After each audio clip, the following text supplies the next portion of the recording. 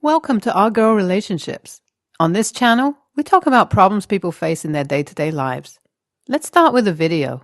The relationship between me, 20, and my elder sister, 24, was never smooth, and all I remember from our childhood is us fighting over every little issue. Our parents kept sorting things for us, but we would never skip a chance to initiate a fight. She always wanted everything I liked and would do anything to get it. And if she would not get her hands on it, she would make sure to destroy that thing. I remember whenever my dad brought gifts for us from his foreign trips, she wanted whatever my dad had brought for me. We would end up fighting like crazy, and then our parents would just take that thing away to put an end to the war. I was my dad's favorite, and he would take my side while my mom and my elder sister were like best friends. If it was the mom who had to sort things out between us, it was definite that she was going to take my sister's side, while Dad was unbiased from the beginning. My dad died of a heart attack when I was 14, and his death affected me mentally and emotionally. I felt vulnerable and an odd one out in my own house. It felt like my mom and sister were a separate family, while I did not belong to them.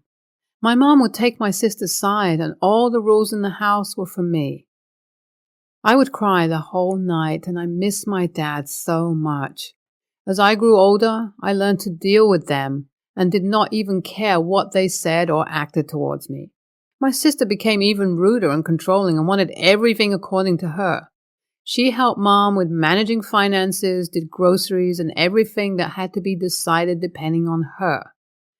You can imagine how she behaved with me all those years. I started dating a guy from my college, and he was the boy every girl would dream of. We would spend a lot of time together and be obsessed with each other. I introduced him to my family, and I could see my sister dying of jealousy. She told me later that such rich guys would never stay with anyone longer, and that he was going to dump me soon to jump on the next girl.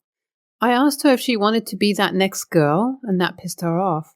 She started screaming and yelling and told me that my relationship was going to fail and then I would end up single for my whole life.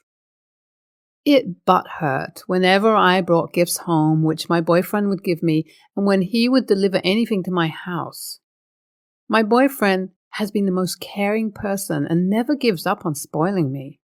My boyfriend had asked me if I would like to move in with him, and that was the happiest day for me. I came back from college and told my mom that I was going to move in with my boyfriend. She said it was all right and did not say anything else. When we were having dinner, my mom told my sister that I was going to move in with my boyfriend. My sister said that I was too young and my boyfriend could not be trusted. I told my sister that I knew him better and she should just mind her own business. She said that I was her responsibility and she could not let me move out yet. I told her that I was my mom's responsibility and she had no issues with it. She looked at our mom, gave her a smirk, and asked her if she had any issues.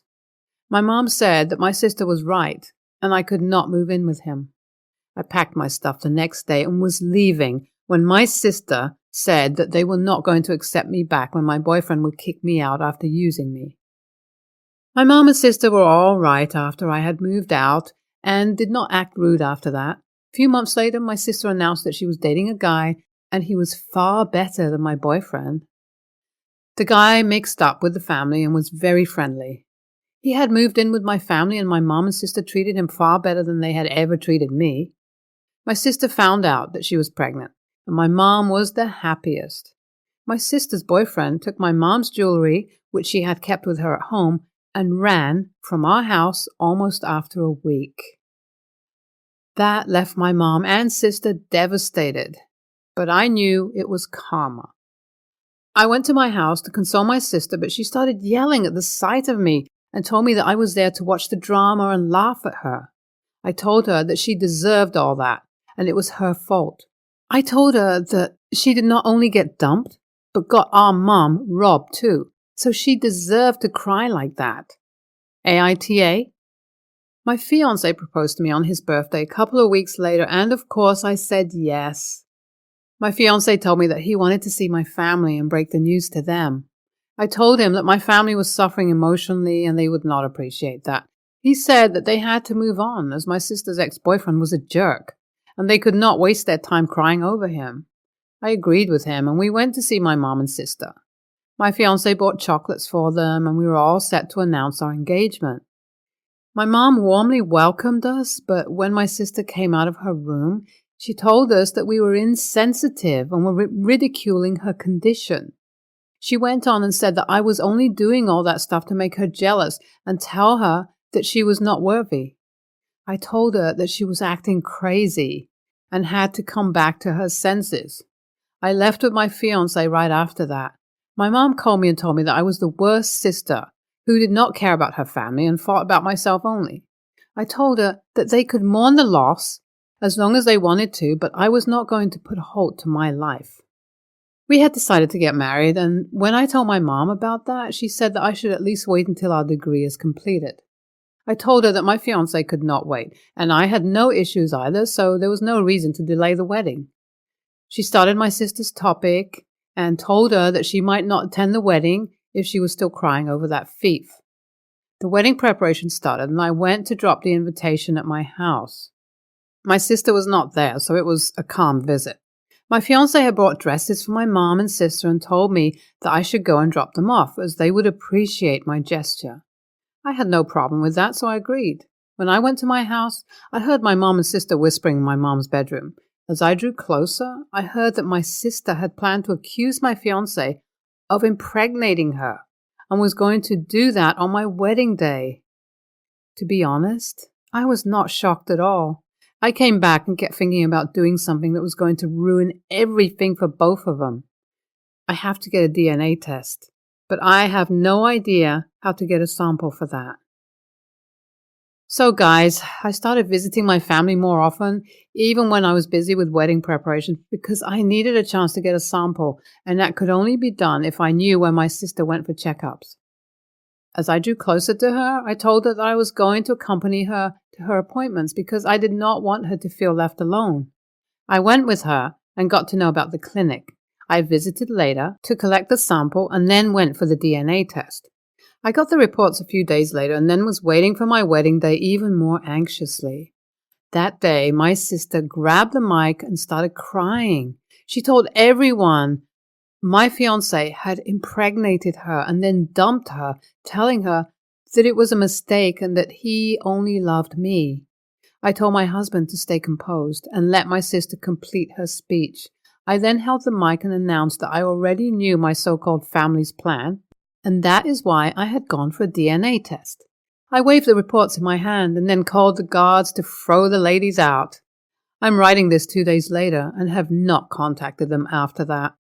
Okay, so there were so many videos recorded by guests, and of course, they got posted everywhere. My mom and sister turned into a laughingstock through their own plan. I was enjoying the drama and did not even care how they were dealing with it. So many people kept texting me to ask what actually went wrong, but I didn't respond. My mom also tried to contact me, but I did not respond. She then called my mother-in-law and begged her to make me respond. My mother-in-law told me that they could be of no harm now and I could talk to them for once. I called my mom, and all she said was that they did not deserve that humiliation and I had to post and tell people that it was just a prank. I laughed my ass off and asked her what did she think when she was planning all that and how did she think it was going to end, even if I had not heard them planning. I then posted each detail on Facebook and explained what my ex-family was up to. I hope they enjoy it. NTA, that was absolutely what OP's family deserved and asked for. Hats off to OP, who dealt with them well and did not let them ruin her life. I was glad to know that OP had such a caring man who stood by her and loved her the way she deserved to be loved. OP should never see her family again because those ladies have no boundaries. NTA, the biggest a-hole here is OP's mom. How the hell a mom can emotionally torture her daughter when she was already dealing with the loss of her dad? It looked like OP's sister had hypnotized her and she could not see anything. Whatever OP's sister was going through was because of her own mistakes and no one was to be blamed but her. They are going to spend the rest of their life with their bullshit. My mom died when I was 6, and my dad got remarried when I was 11. My stepmom has always been really great. She married a guy with young kids, but never tried to take over or place herself into the family where my mom once was. She created a new slot, a different slot, and she made it work. But my dad's parents have always been pretty old school in their thinking. They used to see it as disrespectful that we called our stepmom Jean, or that she didn't adopt us. My dad and stepmom's wedding was sort of rushed because Jean was pregnant and my dad was due to have surgery on his back. So they did a very quick courthouse thing. Fast forward, and it's been about 30 years since they married, and my grandparents are giving her crap. I didn't realize at the time, but they had told her she should have worn some of my mom's jewelry, should have made some speech about taking over from her and tried to lay claim to my mom's life and possessions in some kind of way. The next 20 seconds of this video is sponsored by Tea Burn. Imagine if your favorite tea, whatever that may be, could help ignite your metabolism and promote fat burning for the rest of the day, all while supporting your health and immunity, mood and feeling of well-being, focus and cognitive function. Try Tea Burn at almost $1 a day and with a no questions asked 100% money-back guarantee. Visit www.teaburntrial.com or just click on the link in the first comment below. They said it would be comforting for us and show how much she respected her mom and appreciated that she was taking over for her. The whole thing is so damn weird and gross. I'm talking about both my mom and Jean. I can't imagine my mom would want Dad's second wife taking all the stuff she left behind for herself, instead of it being for her kids. Even more to make a speech that to me sounds a lot like, "You stay dead, this is mine now." And for Jean, she's not my mom. She's a different person. She will always be reminded that she only came because of heartache and pain, that she wasn't the first wife. She's not the mother. She's not the one we all have cried for and missed and wished we could have back. It has never bothered her, but I'm sure it was awkward at first. To find a place that respected that while also making her feel like she truly belonged and wasn't second best. But my grandparents essentially wanted her and still want her to become the person our mom was, instead of being her own unique person, on a day where she is celebrating her marriage to Dad and not my parents' marriage. So when I heard this being sad, and my dad was never aware of what went on, I told him it was creepy to expect her to take over another person's life like that, and that it's disgusting to try and bring someone down for not wanting to disrespect someone else's memory. I pointed out that trying to be them, trying to take over and replace them, is disrespectful and not some great honor. I also told them that Jean never tried to be our mother because she knew, always, that she wasn't, and she could never be. But she could be Jean, and she could be something different but important to our family. My grandparents are pissed. My dad could not believe it when he found out. He was so mad at his parents. Other family members are saying I took it all out of context and that I was the one being disrespectful to my grandparents and to Jean. AITA? NTA, but hot dog, you grandparents are. I'm proud of you for defending Jean. Even though the situation was BS, I bet in that moment she 100% felt that how she approached the situation when she married into your family was exactly perfect because your respect, love, and loyalty towards her was real. I'm a 56-year-old woman and I have 2 daughters, Haley, 32, and Stephanie, 29. Stephanie is 5 months pregnant with her first child. The father is not in the picture. Haley and her husband have been struggling with infertility for a few years. She has always been jealous of Stephanie, but the pregnancy is making her even more jealous. Recently, I threw a baby shower for Stephanie. Haley lives a 16-hour drive away and Stephanie lives 4 hours away. I have only one guest bedroom with a queen bed. I also have a futon in the basement. Haley and her husband arrived first, and I told them to sleep on the futon in the basement because the guest bedroom was reserved for Stephanie. I made up the futon with extra padding and thick blankets to make it as comfy as possible for them. Haley threw a fit because they drove 16 hours and I told her that Stephanie needed a comfortable bed because she's pregnant. Haley didn't listen, and she and her husband went into the guest bedroom to take a nap. They woke up and made the bed, then moved to the basement before Stephanie arrived. But Stephanie wasn't happy when she found out that her bed had already been slept in. They got into a small argument over that, and Haley accused me of playing favorites. I explained that she has never been pregnant, so she doesn't understand how taxing pregnancy can be on the body. The next morning, as we were getting ready for the baby shower, Stephanie saw on Instagram that the baby's father had found himself a new girlfriend. I spent an hour consoling her while Haley and her husband set up everything. I came downstairs and Haley started complaining about what a drama queen Stephanie is, and I'm enabling her.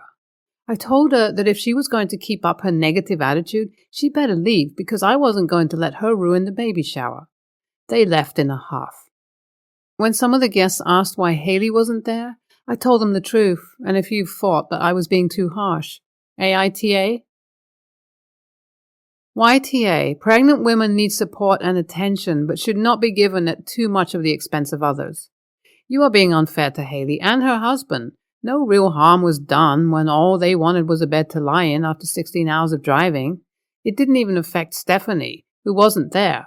Your comment of, "She's never been pregnant before, so she doesn't understand," is what solidifies you as the AH. That was a poor, unnecessary comment that took a jab at something Haley clearly cares a lot for. You think she doesn't want to be pregnant? It's like telling a blind man we need sunglasses and then saying, "Oh, you've never seen the sun before, you don't know how taxing it is to stare at it." You definitely should talk to Haley about it and apologize for the insensitive comment. I read it and it hurt for me, and I'm not even a woman. YTA, after a 16-hour drive, you should have put them up in the guest room or told them to get a motel ahead of time. Also, a dick move to throw the fact that Haley has never been pregnant in her face like that.